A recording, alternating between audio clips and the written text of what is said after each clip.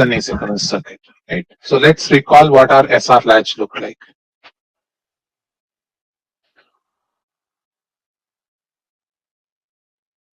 So the SR latch consists of back-to-back NOR gates. So if you think about it,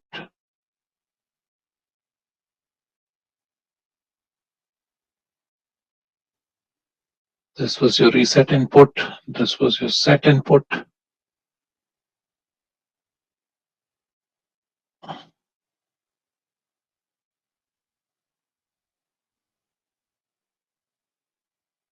Right. So this was our, go back to your notes, this was your first sequential design that we did with latches, right? And so what was our truth table for the circuit? So 0 0 0 1 1 0 1 1, right? So when SR is 0 0, what happens to Q and Q bar? They remain in the same state, right? So this is the memory condition of the circuit.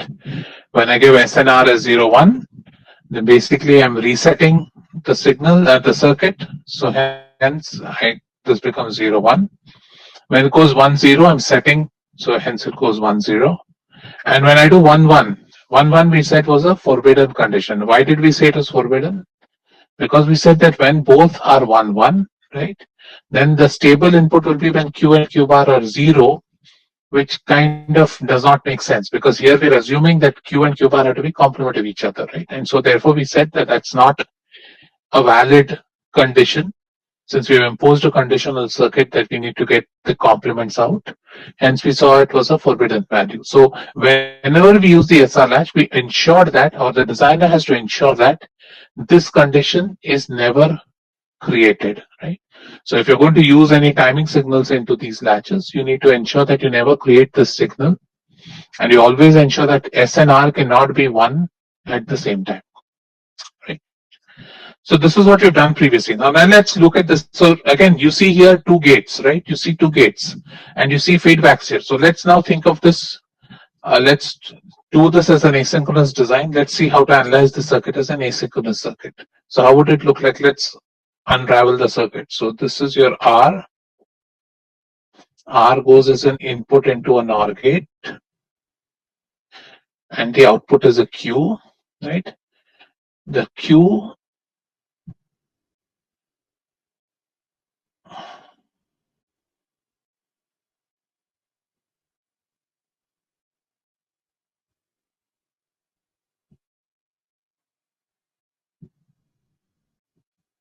everybody agree this is the same circuit as what I've drawn above, right? This gate I've taken, this gate is this gate, and this gate is this gate, right? So R is one of the inputs to NOR gate 1, its output is a Q.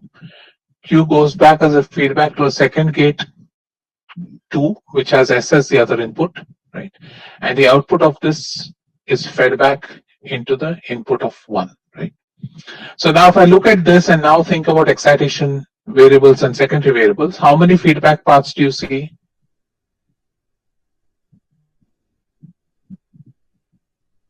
Number of feedback path you see is 1, right? Which is this. So let's call this variable y and this variable small y, right? So how do we analyze the circuit? We find what the Boolean expression for y is. So what is the Boolean expression for y in terms of capital R, capital S, and small y?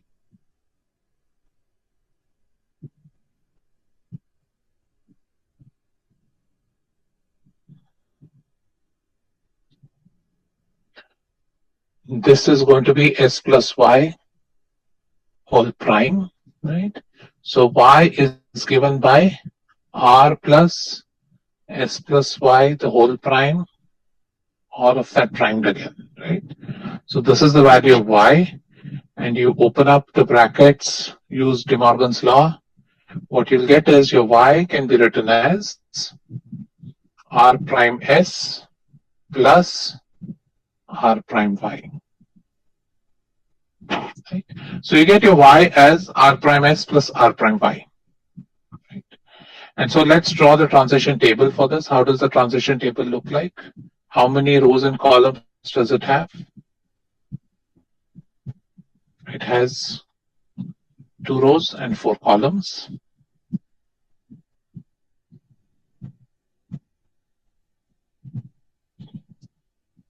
So again, I'm drawing the K-map for Y.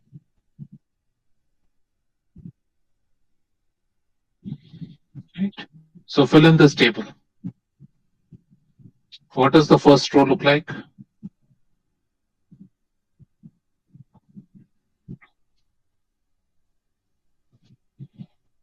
So when Y is 0, so when R is 0 and both S and Y are 0, this goes to 0. When Y is 0, sorry, let me make this as SR. Let me make this as SR. So this is 0. Now in this case, in the second case, when Y is 0 and S is 0, this goes to 0. Third case, when SR is 1, 1 and Y is 0, it's still a 0. And when SR is 1, 0 and Y is a 0, then this is a 1. Similarly, in this condition, when YSR is 1, 0, 0, this is a 1. When YSR is 0, 1, it's a 0, 0, 1. Right. And now if I count the stable states, my stable states are going to be 3 in the first row and 2 in the second row. Right.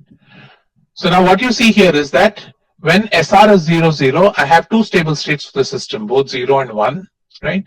When SR is 1, 1, I have only one stable state, and when SR is 0, 1 and 1, 0, I have one stable state, right?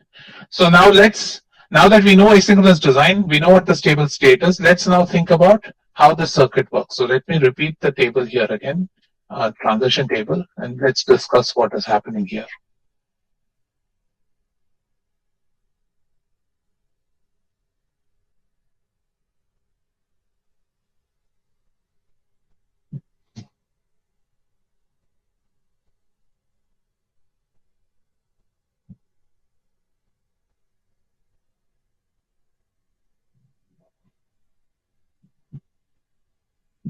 Okay, so one thing is simple. Let's assume if S and R is 0, 1, right? That is, if I have R is high and S is 0, we know that it stays in stable condition, capital Y is equal to 0, or we have reset the latch, right? So this is your reset condition. Similarly, when S and R is equal to 1, 0, right? Y is equal to 1. Remember, Y and Q are the same, right? So this is your set condition, right? Now let's think about the case that you initially SR was 0, 1, right? And then R transitions to 0. So when SR is 0, 1 and R transitions to 0, what happens? SR is 0, 1, the state is in 0, right? And when I send it to 0, 0, it goes to another stable state 0. So when SR is 0, 1 and then I transition R to 0, Y continues to remain 0, right? So Y maintains the state it was in 0, 1 when SR went to 0. Similarly, if SR was 1, 0, if I set the latch initially and then sent S down to 0, right? So when I set the latch was in stable state 1. And now when I went back to the memory condition of 0, 0, then Y continues to remain 1. So what you see is that when you reset or set the latch, right, and then you go back to the 0, 0 condition, you see that the latch maintains its stable state. And that's the reason, that's why you have these 2 stable states sitting at SR combination of 0, 0.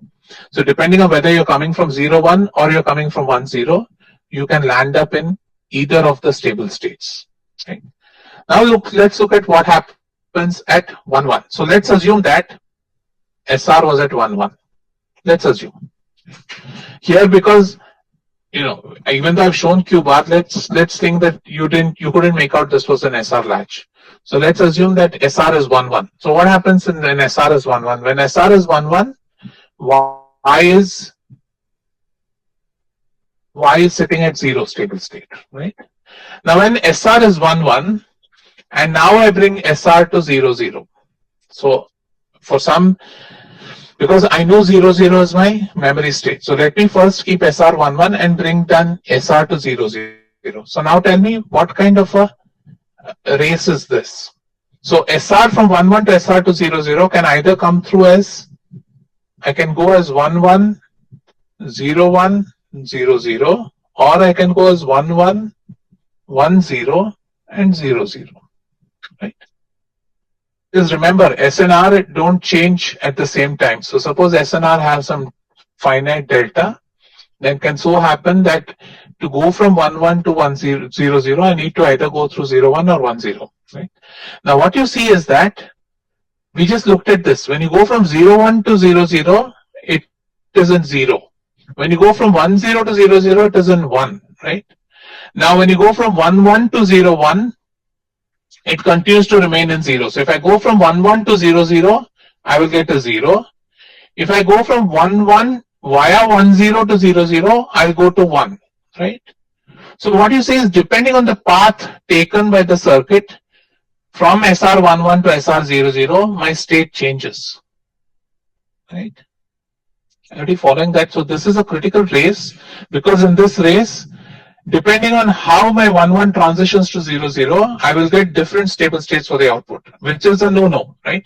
So here basically you have an asynchronous circuit which is giving you different stable states depending on the order in which the inputs change, right?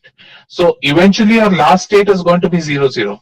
Now, how 1, 1 transitions to 0, 0, depending on the path taken by SR, I will end up with either a stable state 0 or a stable state 1. So this being a critical race, right, this is not a good design, right? And so what do you want to do? You want to therefore, so the way we handle this is, therefore we ensure that SR is never equal to 1, 1, right? This is what we call this as the forbidden state. So in addition to the previous reason which we looked at early on in the class, that SR11 breaks this logic of Q and Q prime, the additional, now that you know asynchronous design, you see that SR11 to SR00 poses a critical race to the circuit, and hence it's not a good design. So what essentially happens is that SR11 to SR00 is an indeterminate transition. You can't tell what that eventual stable state is going to be, right? And so that is something you don't want in design, because remember, asynchronous circuits, you have to be very sure that the circuit is going from state A to state B. There is no other signal available for you to normalize this, right? So your circuit, if it has to transition to a stable state, and that is the only memory the circuit has. So if it transitions to an indeterminate state, either 0 or 1, then basically you're losing functionality of the circuit, right? So what is the Boolean condition which identifies this?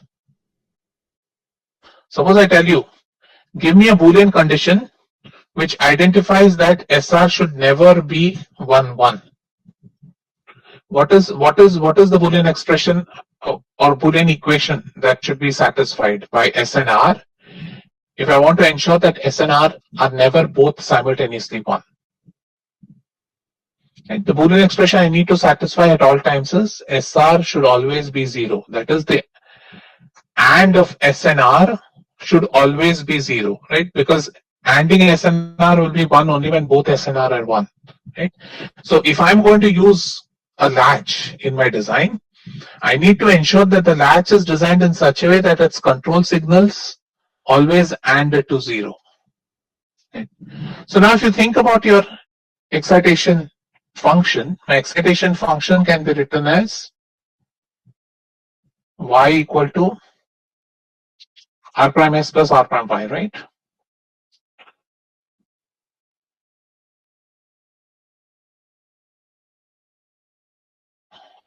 So can you simplify this expression SR is equal to 0?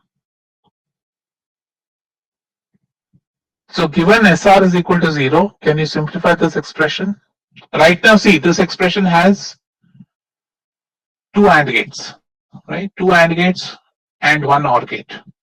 Can I make this expression simpler? if I apply this condition of SR equal to 0, so what I can do is I can add SR with no issues, right? Because it is 0. SR plus SR prime is going to give you S. So this is what is known as the reduced excitation function of the SR latch. Right? So this basically, if you want to use this as your excitation function, you need to ensure that this condition is always met. And when this condition is met, then the SR latch can be described very simply as using the reduced excitation function, which is nothing but S plus R prime Y. Right? So let's do the S bar R bar latch. Excuse me, sir. Yeah. Uh, like Q bar can also be excitation variable, right? Q bar can be It is also excitation variable. How? it is also, You can do the same. You can interchange the gates 1 and 2. Then you can call Q bar as your excitation variable. But no, sir, I'm saying that there there's will only be two one, feedback right? paths. Right. But there's only one, right? Like Q bar is also feedback, right? Like Q is Y1 and Q bar should be Y2. Agreed. So you can, but at any point of time, there's only one feedback, right? If you think about this circuit, right? If I treat Q as the feedback, then Q bar is not the feedback. I can't have two feedback. There are no two. How are there two feedback? So in this circuit, do you think in this circuit Q bar is a feedback? If I look at this circuit by itself, suppose you didn't know SR latch, right? And suppose I gave you this circuit. How many feedback paths do you see here? Feedback in the sense like we put directly output to input, right? Like there will be two Q and So we've done all these designs, right? When we did something like this, right? When we did something like this, how many feedback paths did we see here? two, Y1 and Y2. Y1 and Y2. And why did you say that they are the feedback paths? Because these intermediate signals, we're not calling them as feedback, right? So similarly, if you go here, now think about this circuit. So forget about the SR latch that is drawn on top. Now, why do you think that, suppose I had not written Q bar here. If I had not written Q bar here, would you still consider that as a feedback signal? Sir, but I feel like output of 2 is given to 1 and output of 1 is given to 2. But right. So both should be feedbacks. Like no, both shouldn't be feedback. See, either you treat Q as a feedback or you treat Q bar as a feedback, right? You can't have both of them as feedback signals. Okay. Right? So that's what I'm saying. You can flip 1 and 2 and make Q bar as your excitation variable, then Q will not be the excitation variable. Okay, sir. One of them will be a feedback. So the state is essentially a 1-bit state, right? Yes, sir. Thank you, sir. Yeah. So can we say that feedback will depend on Q only? So like it's eventually just one feedback. Because yeah, you can say it, but again, go back to the same thing, right? When you say something is a feedback, right? That is something you are using to analyze the circuit, right? So how do we think about any asynchronous circuit? As we think about it as this, right? I just in the first class we started, right? It is a bunch of inputs here, bunch of outputs. Take some output, take it this way, right? So this is how we analyze an asynchronous circuit. So the question that you need to identify is, remember this combinatorial logic inside is going to be a function of all these. So this being Q bar, again, I'm just calling it Q bar because I wanted to show this circuit is the same as this circuit, right? But in reality, I don't need to call this Q bar, right? So this is essentially two gates which are connected, right? All I'm taking is the output of the first gate. I'm taking as the input to this combinatorial circuit made up of two NOR gates, right? So yeah, so you do. I mean, this is the combinatorial circuit. This is your your combinatorial circuit, and this is your feedback excitation variable. Or as the previous student had suggested, we can also call Q bar as the excitation variable, and Q would be somewhere an intermediate variable. In which case, obviously, an analysis will change, because then you're looking at Y Q bar, and so then all these zeros and ones will change. So it just depends on us how we make the circuit. Okay. Right. And the reason I called it as Q and Q, the reason I took Q as the excitation variable is because whenever we say 0, 1, we say it is a reset. And why do we say it's reset? Because it's bringing Q to 0, right? If I was using Q bar, then I would call 0 to 1 as a set signal, right? Yes, sir. So because of the way we have defined SR latch, therefore I assume that Q is an excitation variable, so that defines the state of the circuit, and then I can continue to call this a reset state and continue to call this a set state. Yes, sir. Got it. Thank you. Okay. Yeah. All right. So let's look at the S bar R bar latch. So Yeah. So can you go back 2 slides? So shouldn't Y, like capital Y, and there seems to be some discrepancies between capital Y and Y when you look in the formula Y equal to R plus S plus Y prime whole prime whole prime. So shouldn't that the Y on the right hand side just be Y, not Y prime? Yeah. Sorry. My mistake. Writing multiple complements got me wrong. Yeah, it's just S plus Y whole under the prime. And if you have to follow that, the table would be different. No, it won't be. Let's look at that. R plus S plus Y under the prime, right? So then this becomes R prime times S plus Y, right? I do De Morgan, na? A plus B the whole prime is A prime times B prime. Okay, yeah. A prime is R prime, S plus Y the whole prime is S plus Y. Yeah, okay, good. Yeah. Thanks. Okay. So you guys do this for me and let's see. So let's look at the S bar R bar latch.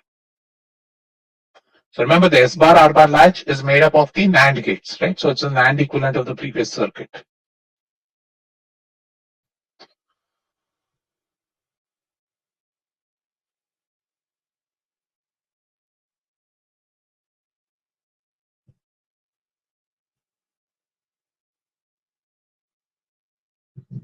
Right. So let's recall what the transition table of this looks like. This is Q of t plus 1, 0, 0, 0, 1, 1, 0, 1, 1. So in this case, which is the memory condition in this circuit? In this circuit, this is the memory condition, right? Both are ones. And 0, 0 is going to be your forbidden condition. And for 0, 1, remember this is S bar R bar. So S, if it's 0, means I'm setting the latch. R is 0 means I'm resetting the latch. So this is my truth table for this S bar R bar latch. So can you show me what the transition table looks like? Again, I don't have my second computer, so you'll have to. So let's assume that again I'm using the same logic as previous. I will use Q as my excitation variable. So can you tell me what the K-map for Y should look like?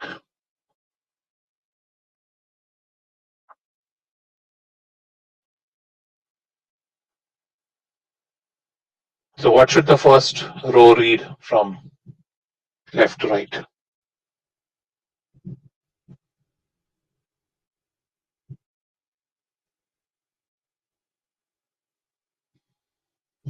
Zero zero one one. Are you sure it's 0, 0? Remember, it's SR, not RS. What is the excitation circuit? Let's draw the circuit again. This is S, right? I take the feedback of this, send it into this. This goes here. This is R, right? 0 1 1 0. Wait. So this is Y, small y. This is RY whole under the prime. This is going to be S times RY prime, the whole prime, right? So if I write the expression for y, y is nothing but s ry prime, the whole prime, which is s 1100, prime. sorry. 1100, right? So your excitation function is s prime plus ry. And so if you draw the excitation table, this is going to be 1100. And how about the second row? 0110. When y is 1 So and both 1110. just use this formula, right? 1110. Now let's look at stable states. 2 stable states here, 3 stable states here, right? And again, what do you see here? Again, how do you identify 1 as memory? Because 1 can be stable at 0 or at 1, right? And similarly, you see 0 is setting, 10 is resetting.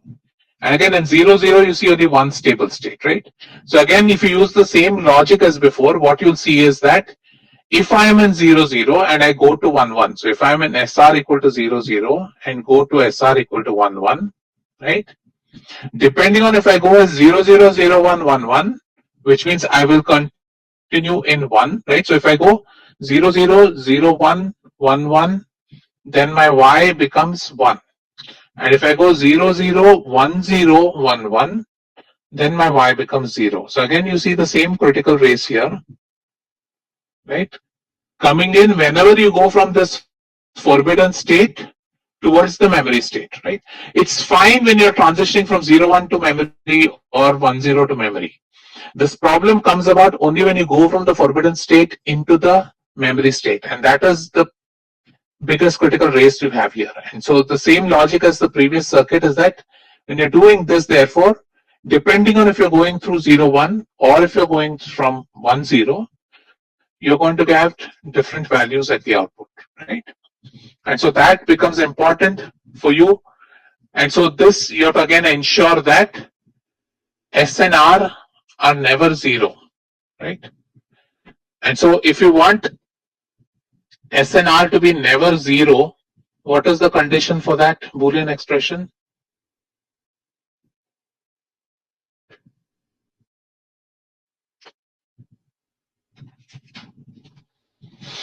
So you want S plus R to be 0, right? So the Boolean expression for this is at all points you want to ensure that S plus R is 0.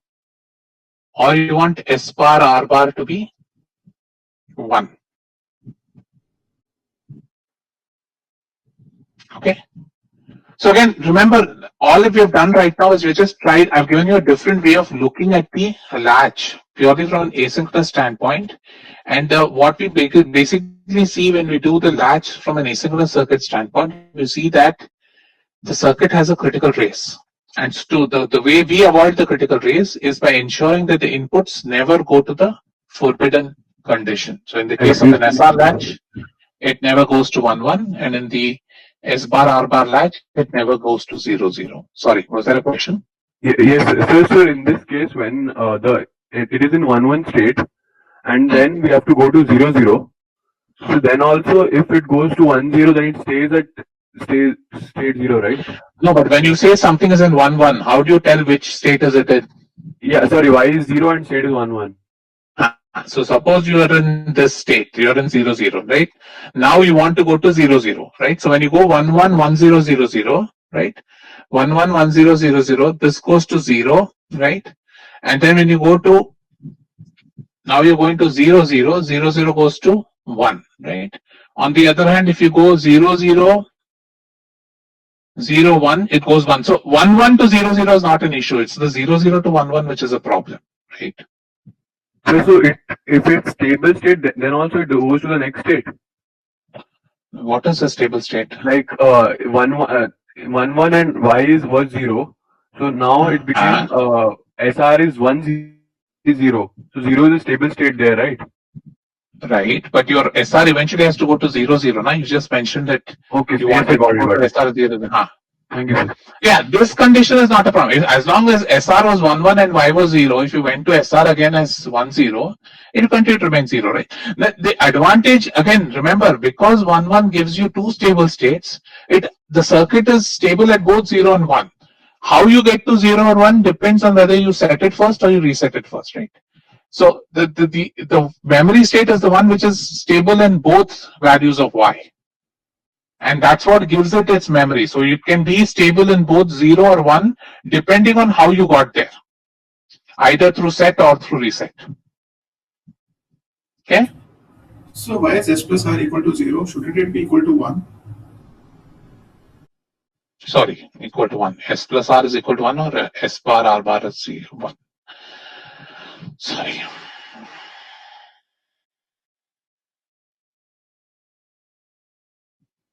Okay, so let's now do the same logic as before. Now let's look at a circuit which is made up of latches. Right. So again, I'm following your textbook example, so you guys can follow from there if you want.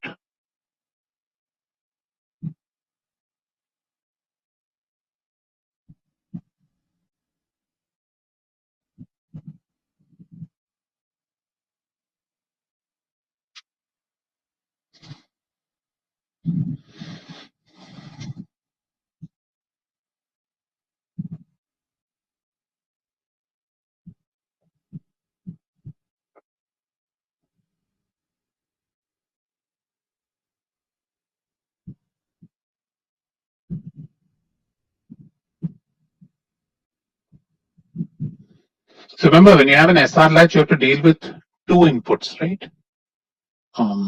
Then what do I do? Okay.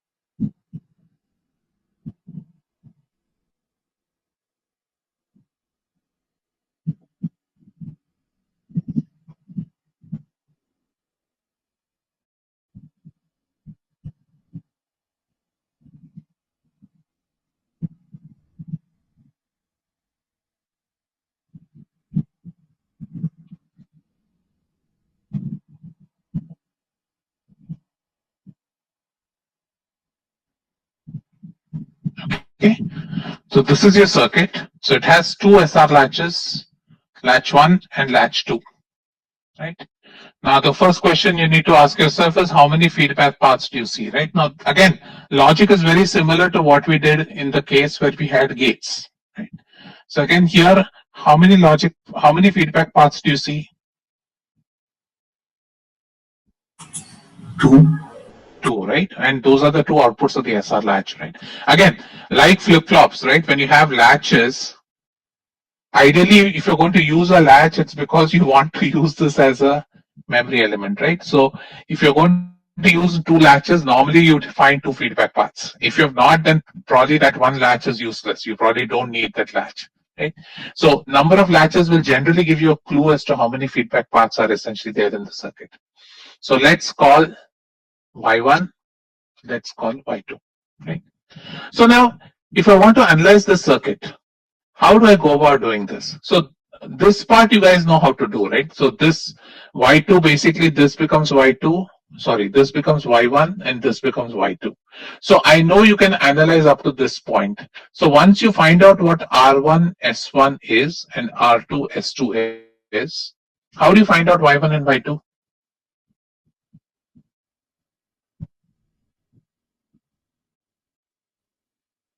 So you guys can find the Boolean expressions for R1 and S1, R2 and S2, right? How do I find the Boolean expression for capital Y1 and Y2? Just did it, right? Did it here, right? Capital Y is written as R prime S plus R prime Y. And when you impose the condition SR is equal to 0, then I can use the reduced excitation function. So what is this saying? This is basically telling what the Boolean expression for Y is for an SR latch, right? So all you have to do when you analyze the circuit with latches is identify what R1, S1 are, R2, S2 are. So let's do that first. So what is R1 equal to? R1 is X1 prime x2 prime, right? So R1 is x1 prime, x2 prime. What is S1? S1 is given by x1 and of y2. Right? Similarly, what is R2? R2 is given by x2 prime and of y1, and S2 is given by x1 and x2, right? All I'm doing is taking the outputs of these AND gates, right? All the outputs of the AND gates have given as inputs to the RS latch. Now let's first find out if this is a good design or not. So what is the requirement for the SR latch? What do I need to ensure? Let's go back to the SR latch. What do I need to? I should ensure that S and R should not be 1 at any point of time, right? So, and how do I check for that condition? I check for the condition by ensuring that SR, the AND of S and R is always 0. So let's check the two latches. What is the AND of R1 as S1 R1? 0. 0, right? Because there's x1 prime here and x1. Similarly, S2 R2 is, there is an x2 prime here and there's an x2. So this is, so what this is showing basically is that we just based on the circuit, it's a good design just because it's always ensuring that at no point will S1 and R1 both be high, right?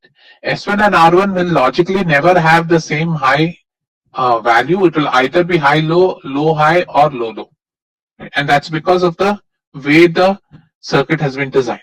So therefore now I can write my Y1 as, I can use the reduced excitation function, right, which is what we discussed here. It is S plus R prime Y. So I can write my reduced expression as Y1 is given by S1 plus R1 prime Y1, right? And similarly Y2 can be written as S2 plus R2 prime Y2.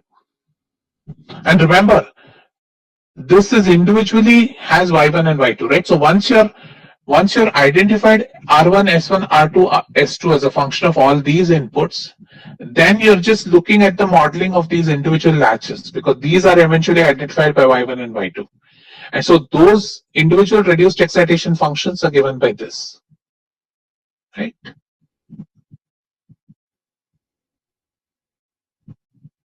So let's fill in our terms and see what Y1 and Y2 work out to be. So substituting those values, what do you get Y1 to be? And what do you get Y2 to be in terms of, so put in all these values for S1 and R1 prime into this expression and tell me what the value for Y1 is.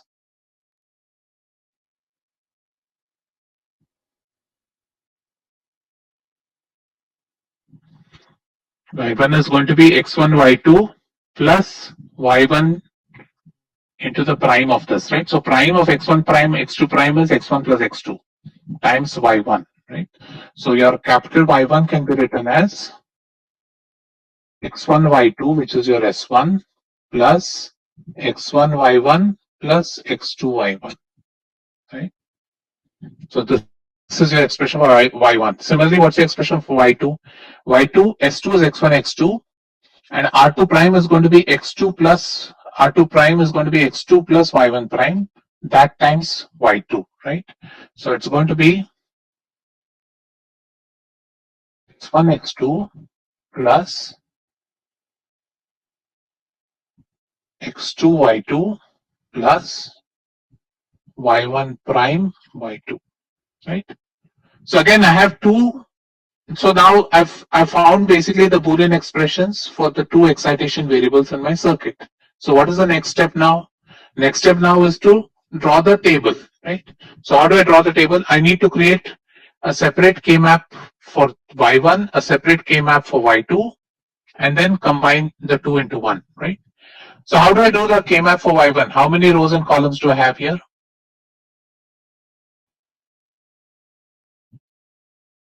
Remember, there's X1, X2, Y1, Y2, right? So I have two inputs and two secondary variables.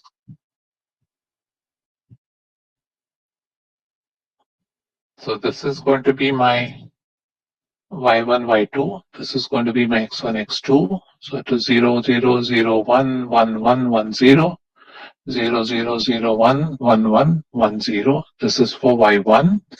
And similarly, I'll have an Boolean table, a K-map for y2.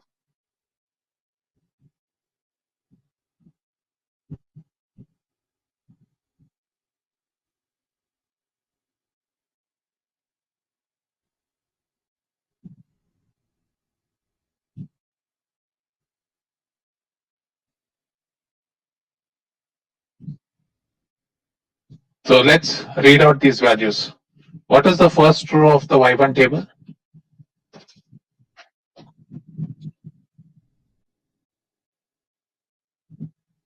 All zeros. All zeros. Good. Go ahead, let's fill this up. This is going to be 0, 0. Again, please check my work. 1, 1. This is going to be 0, 1, 1, 1. The last row is also going to be 0, 1, 1, 1. Similarly, let's do y2. What's the first row again of y2?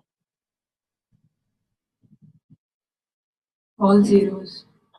0, Is 0, it? 1, 0. 0, 1, 0.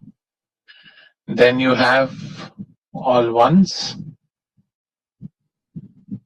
Then you have 0, 1, 1, 0. 0, 0, 1, 0. Right? So now let's create the eventual transition table.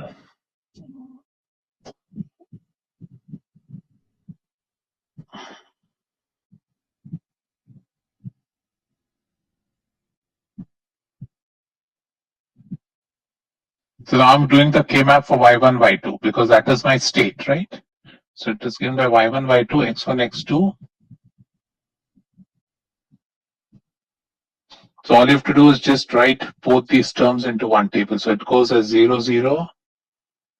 Next goes as 0, 0, 0, 1, 0, 0. Right?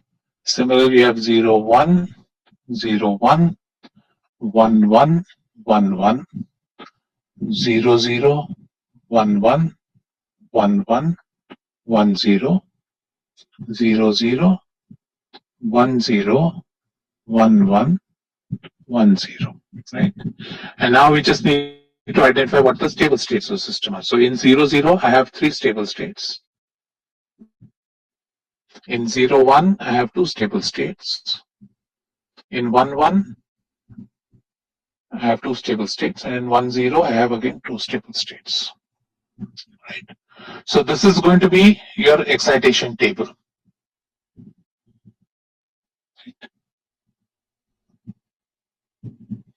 Again, following the logic is exactly same as what we did for the regular one with gates. Only difference here is that you need to remember the reduced excitation table equation for the SR latch and use that into the expression. So the only difference between this and a regular in a combinatorial circuit would be that you need to identify the reduced excitation function here. Now in this case, suppose you had a case where S1, R1 were not 0, right? If this product was not 0, then you cannot use the reduced function. In that case, you'll have to use the true function and then have to, if you're going to use the circuit for something, you have to ensure that the circuit never reaches 1, 1. So you have to put in some logic prior to the circuit, or the circuit is designed for a condition that will never happen, right? So you need to do some additional work. If you've designed a circuit where SNR do not AND to 0. Okay. So again, let's recall what's the algorithm, right? So the algorithm again continues to remain the same. Identify number of latches and the number of feedback paths. Generally, both of them will be equal, right? Once you identify those two, find the Boolean expressions for SNR. So let's get SI and RI. Suppose I have multiple latches. Third thing you want to always do is check if SI-RI is equal to 0, right? This is important because if this is not met, then your circuit is faulty. So always, if you're using SR latches, always check if SI-RI is 0, and this also helps you use the reduced excitation function. Right? So once that is done, then use the reduced excitation function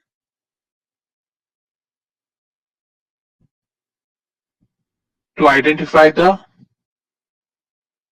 Boolean expressions for the excitation variables.